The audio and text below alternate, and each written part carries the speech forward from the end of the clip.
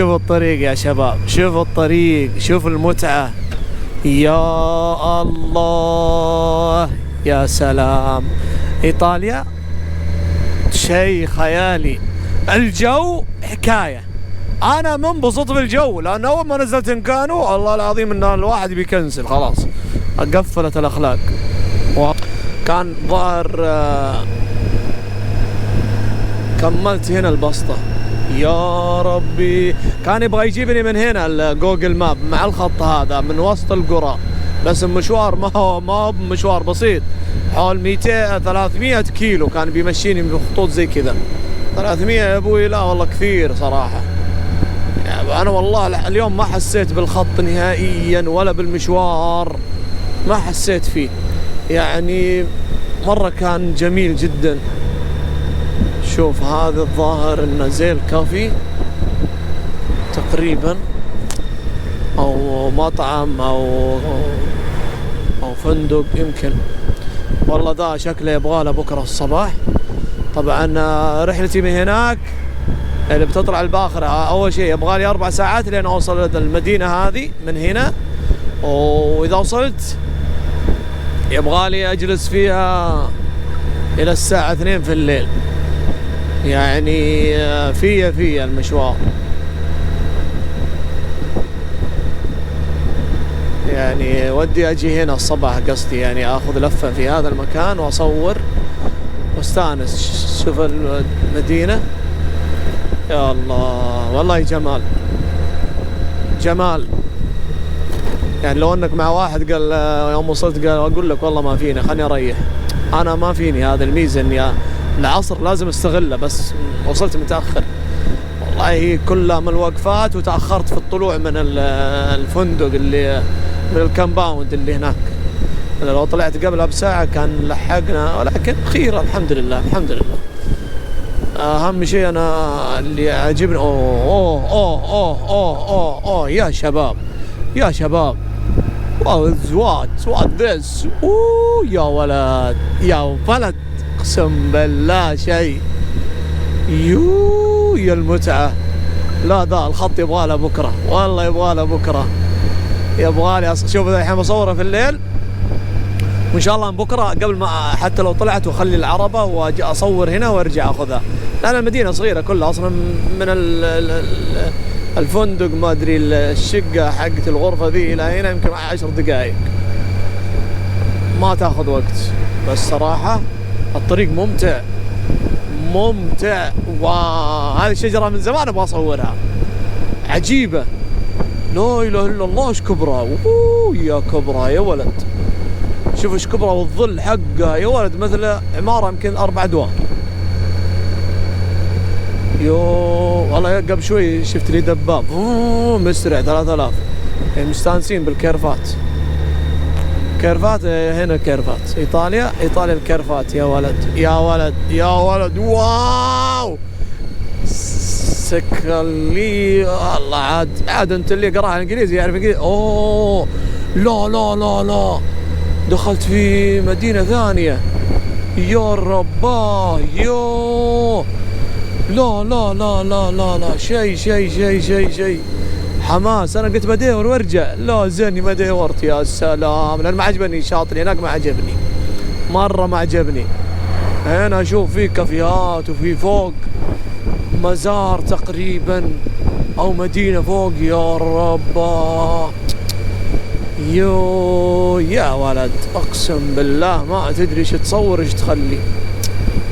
يا رباه ودي اتكلم ايطاليان.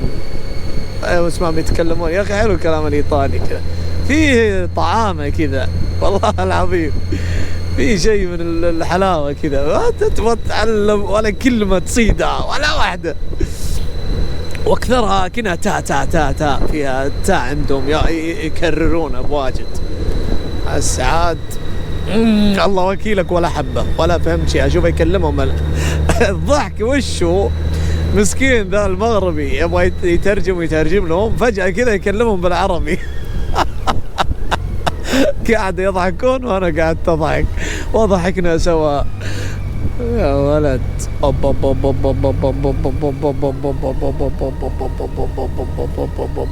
لا لا لا لا، واو.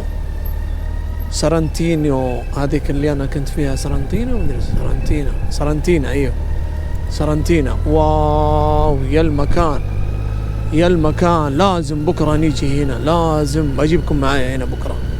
ها ايش رايكم؟ اكيد شور لازم. كورفت. والله لو معي شو اسمه هذا روح يا ابوي. هذا الشايب وسجادته في يده، ما في طريق من هناك. واو لا يا رباه. اما ان الطريق ذا ولا يعني لازم نطلع من هنا. يقول والله حسبه يقول مقفله خطوه المطعم. يا المدينه يا ولد، ايش ذي المدينه سطحت عليها يا ولد. اتاري ذيك اللي هناك ما هي بشيء، ذي اللي عليها الكلام. يا رباه بس فاضيه خاليه رغم انها جميله. يا رجل طلعني على نفس الخط اللي انا فرقت منه، بس انا مشيت على البحر. اوكي ما في ستوب، ما في شيء، ما في وقف وشيء، على طول. اوكي ثانك يو. اقسم بالله جميلة. لا لا لا لا لا لا لا. يا رجل.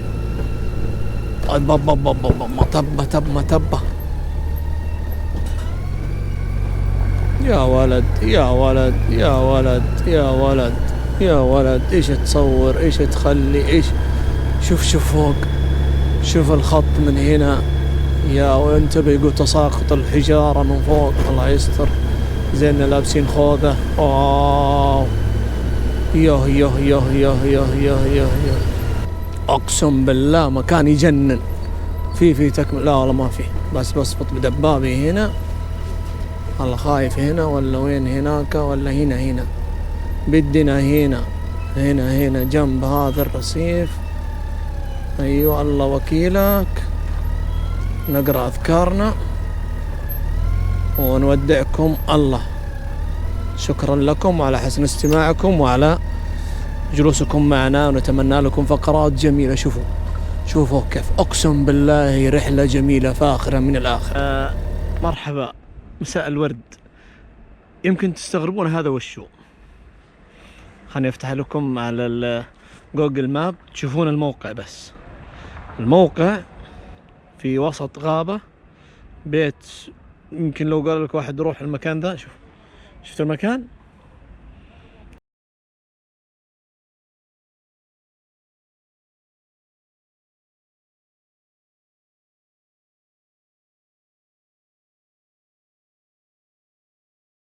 المكان هذا هو في وسط غابة، بيت. وش يطلع هذا المكان؟ شوف المكان، شفتوا كيف؟ من هناك المدخل، بس مكان ما في شيء. تخيلوا ان هذا يطلع مطعم بيتزا. بقول لكم من ضمن اللي اتعرفت عليهم اليوم واحد مغربي، اسال اقول فيه ابغى مطعم جيد حق بيتزا، قالت انا شغال في مطعم حق بيتزا واجمل مطعم بعد، وعليه زحمه، لا تيجي الان بحجز لك طاوله. يا رجل ايش هذا؟ والان بروح اشوف اذوق عندهم البيتزا واذوق عندهم يمكن المكرونه بعد.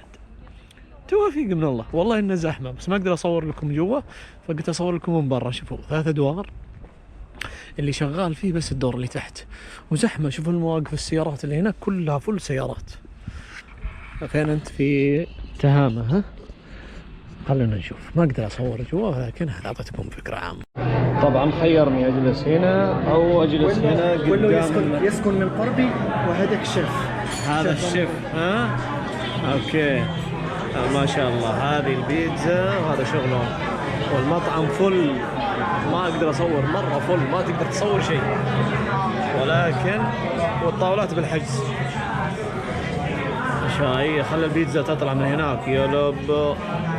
شوف يا صاحب، يا ولد. شوف البيتزا هناك على اصولها، صح؟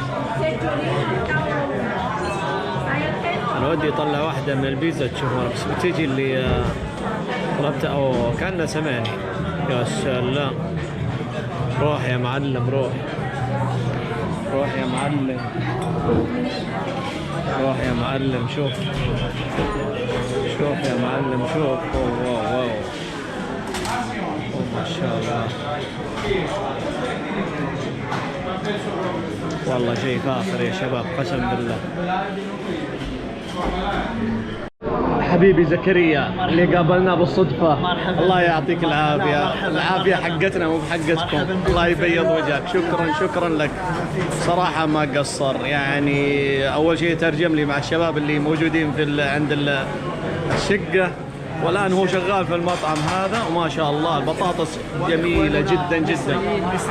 مصريين هون. مصر. يا هلا وغلا، كيفك؟ شو أخبارك؟ يا أهلا، كيفكم؟ شوف يا أخي، إيش الصدفة الحلوة هذه. ترى بنزلكم في اليوتيوب وبنزل مطعمكم لذيذ جدا، يعطيكم العافية. بعطيكم يا العدواني للكرفانات. الله يسعدكم، يعطيكم العافية، مرة 100. وزكريا اللي عرفنا عليكم، الأستاذ هذا الجميل.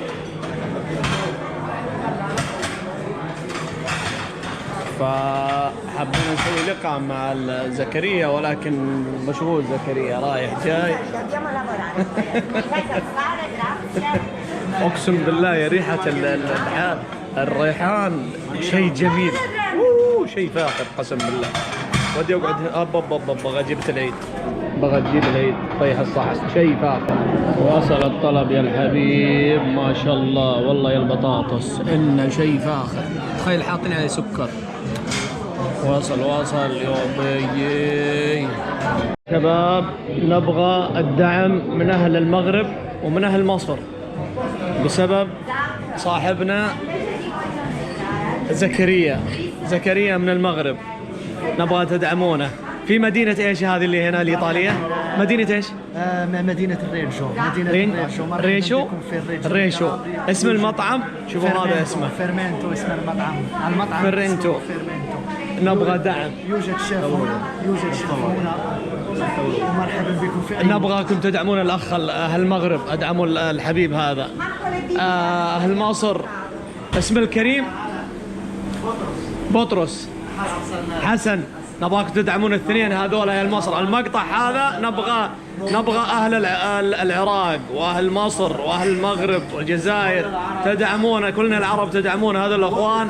وحبيبنا من المغرب زكريا، أبغى المقطع ذا يوصل، الفلوق هذا يوصل لكل أنحاء العرب. يستاهلون أخواننا، والله مطعم يستاهل. أنا جربت، أنا خلصت الطبق حقي كامل، أكل جميل جدا جدا جدا. وهذا اسم المدينة والمطعم. نبغى هذا الفلوق يطلع على جميع أنحاء الوطن العربي. دعم يا شباب، الخليج، مصر، جزائر، ليبيا، يا شباب لا أحد يخلي المقطع ذا، كل يشوفه يرسله بالله عليكم، والله يستاهلون ورب الكعبة. الأكل جميل والأخوان متعاونين. وزكريا قسم بالله أصلا هو استقبلني يعني خدمني من قبل، أنا ما أعرفه أصلا، قاعد يترجم لي. قلت لكم عنه كل شيء، فتكفون يا شباب. اللي يشوف المقطع من الدول العربية يرسل على كل الجروبات اللي عنده. يعطيكم العافية. هذه طلعنا الغرفة والجلسة هنا، ما شاء الله مكان رائع جدا صراحة، صاحبه جدا ممتاز. الله ينصح أي واحد يجي المدينة ذي يستأجر عنده.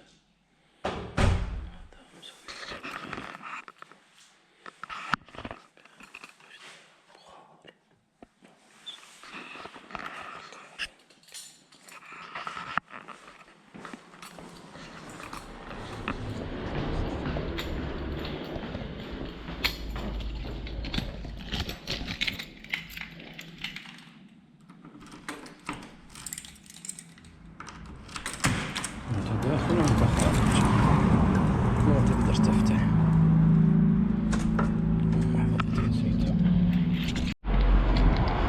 نروح نصور في المكان اللي قلت لكم عليه. نرجع ناخذ العربة نمشي. شوف هذا الجراج.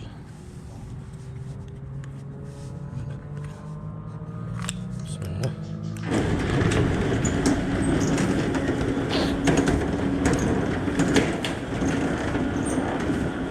الدبان وهذا العربة طيبة.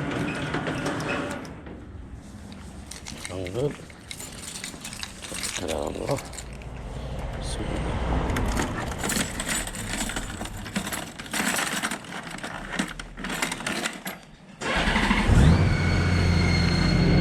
أقول لكم محامي وشرطي، أمورك طيبة يا صاحب في هذا المكان الجميل هذا الصباح. الناس توها الحين تعتبر 7 8 الصباح. بروح أصور المكان وبرجع وأخذ عربتي وأمشي.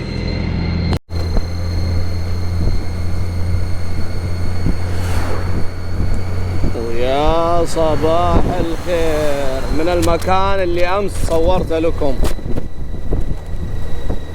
شوف المكان شيء خيالي. يا صباح الورد، يا صباح العسل. أنا والله جاي بس عشان أصور هذا المكان وبرجع وباخذ أغراضي إن شاء الله وعلى الجزيرة هذه الثانية إن شاء الله. يعني تخيلوا الجزيرة ذيك بس عشان أوصل وجهتي اللي أبغاها يبغالي 4 ساعات. جزيرة كبيرة ما هي صغيرة، فحول 200 أو 300 كيلو. تخيلوا شيء مو طبيعي. وأتوقع أنه زي كذا كيرفات وشغل. ما شاء الله يا هالجزيرة، يا هذا المتعة ممتعة.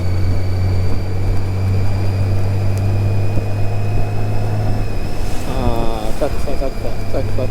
ايوه انا قاعد اصور بالجوال هنا والله مع الصباح. الحين تدرون اتوقع انا الحين الساعة 9:30 على 10، يعني اتوقع انه تو بدأ لهم الصباح. يعني تقدر تقول الان عندهم الساعة 7. اذا تصحى 7 يو يا ولد برد انه ما تلقى احد من جد. فاتوقع انها كذا. يا سلام يا سلام على المكان والأجواء.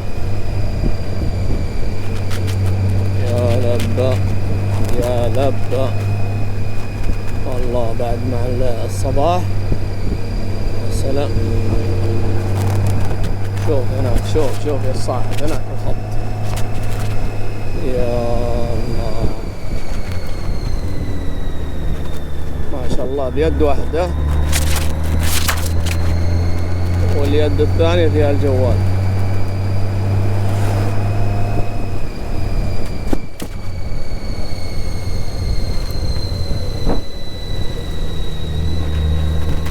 ممتع، خط ممتع. لا الدراجات ممتع. أنا كله كيرفات. تخيل جنب الجبل البحر من هنا. واو شيء رهيب. تعجبني الدراجات هذه اللي بالكهرباء رهيبة. في الطلوع دزهم بالكهرباء لأن في طلوع بعض الأحيان يكون صعب. شوف ما شاء الله يكثرون الدراجات مرة كثيرين.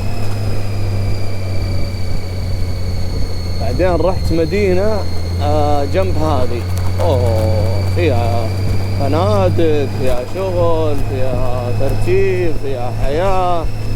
الأمس الظاهر كان عندهم إجازة ودخلت في شارع السنتر بالصدفة. أقسم بجلال الله فل إلى الساعة 11:30 فل عالم. تمشي بين هذا العالم لا إله إلا الله. شيء ما هي طبيعي. والله أنا عجبتني هذه الدراجات اللي بالكهرباء مرة رهيبة. يعني تستمتع بالخط المستقيم كذا أو طلوع خفيف تستمتع فيه والنزول. أما الطلوع الصعب شغل الماكينة، خاصة اللي يبغى يعمل رحلة بالدراجة والله دي روعة واحدة بواحدة. ليش؟ لانك تبغى تشحن البطارية تستاجر بالكامبينج. يلا والله بتكون رحلة بطلة، يعني اللي بيروح فيها بالبطارية ذي والله تمشي على سويسرا على يسعد اللفة ذي. لو الجوال معايا الله كان جبنا الحفلة. شوف والله يا كثر الدراجات هذول هنا والله مرة كثيرين ما شاء الله مع الصباح. هذه الرياضة الحلوة والله. شوف هذاك اللي بنروح له ذا ما ادري شو برج ولا ما ادري وش، ممتع. ايه ما شاء الله والله الصباح الجميل والله دزة ما شاء الله عليك. سلام يا سلام يا سلام يا عبد المعين. ما ايش كنت ابغى اقول لكم سالفة نسيتها والله. لا يفوتكم البيت هذا اللي استاجرت فيه امان لأهل الدراجات عند البايكة، بس ما تكفي الا دراجتين يعني ما هو عدد كبير ما راح تشيل، يمكن ثلاث ممكن. يا هذا الكير يا هذا الكير مع هذا الجمال. شوف هذا كله واو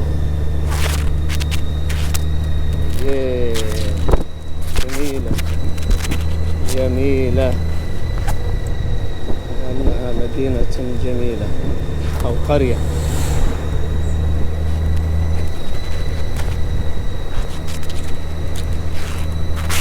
ما شاء الله. هذا اليوم الجو دافي مرة يا ونيس لأبعد درجة، مرة حلو الجو والله. يا كسوفة واحد أشوف أصور أمس في هذا الوقت، أنا في أبريل ما في أي يوم، أنا خليني أقول لكم أنا في الآن في أكتوبر، في 5 أكتوبر أقسم بالله ثلج في كسوفة. أشوفه يصور قطع ظهري يا وجه الله ثلج برد يا ساتر. طبعا إن شاء الله إذا الله يسر الأمور في طريقة راح أختصر يمكن 1200 كيلو، بركب العبارة إلى جنوة من المدينة اللي أنا أبغى أروح لها من الدولة هذه إلى جنوة، ومن جنوة تقريبا يبقى لي إلى شو اسمه اللهم صل على محمد قولوا معايا إلى مفروض إني دخلت من جوا مع البحر. يلا إلى جنوة تقريبا إلى فرانكفورت 700 كيلو، يعني في يومين إن شاء الله وأنا واصل. اليومين هذه اللي راح بتكون متعبة علي، وبكون بمشي بس في الظهر عز الحر عز الشمس. عشان ايش؟ عشان واو يا المكان الجميل. ويه شوف يا حبيبي شوف والله نطلع المكان غير مختلف.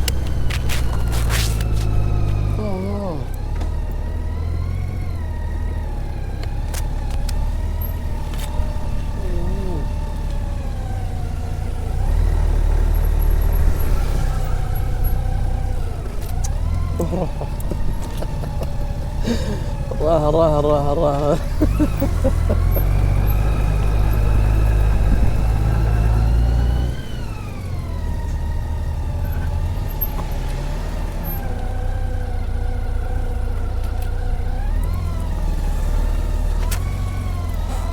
يقول لي روح، لا والله روح انت، اقدر الف دباب ثقيل برا اقسم بالله. يعني اتريني الظاهر لازم اجي من جنب. والله بغيت المقعدة ذي ازعجتني ورا، لازم اصلحها. والله بغيت اجيب العيد. لازم الظاهر لازم اخش من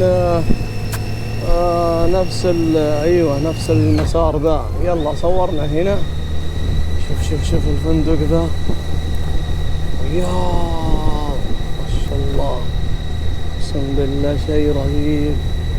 شوف البحر تحت، من تحت لازم، ما ادري الظاهر انا ضغطت اللوكيشن. لازم انا اضغط اللوكيشن.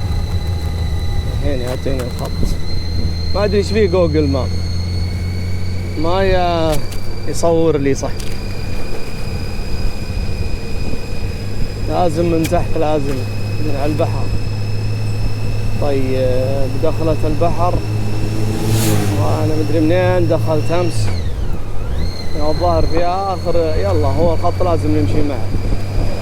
اقلعها ومذلفة كذا كيف ومايلة.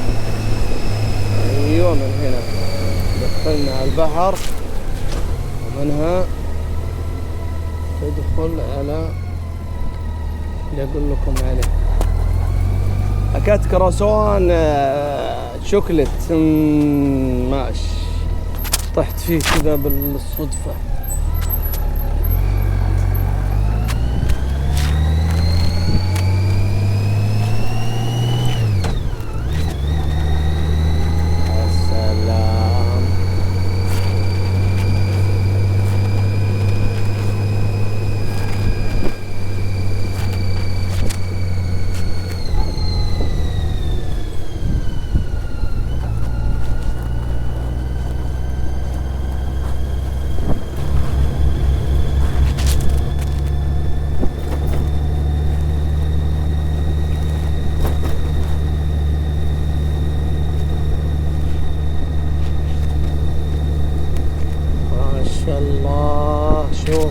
شوف يا صاحب، شوف هذا لا يوقف لي وسط الخط.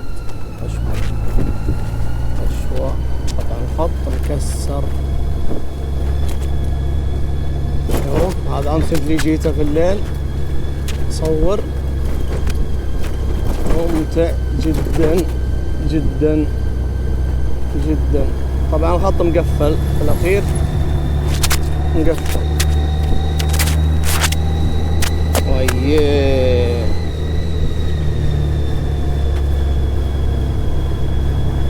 من هنا ما ادري شو فندق ولا وش، يوقفون هنا ينتظرون احد.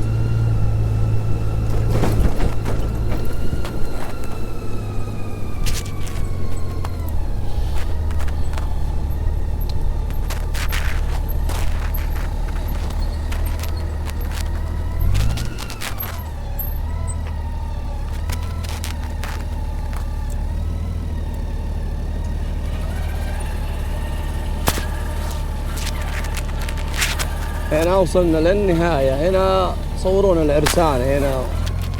والله ما ادري اروح اصور فوق ولا بلاشي. شكلي بطلع سريع وارجع.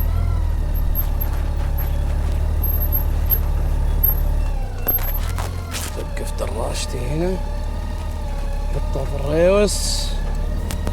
ليش تحطها في الريوس؟ عشان ما تدحدر. بس نصور ونرجع سريع. لا ناخذكم معنا في جولة جميلة. ما ادري ايش سالفتهم هنا. هلو جود مورنينج. طبعا امس هنا العرسان شوفهم يجون تصورون معهم هنا، يطلعونهم هنا يصورونهم. منظر جميل بس ترى والله يخوف. شوف يا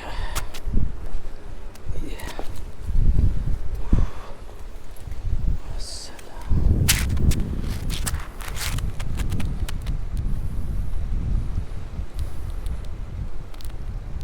منظر جميل.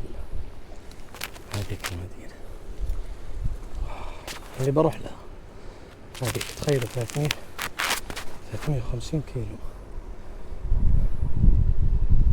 شوف كيف يا الجمال.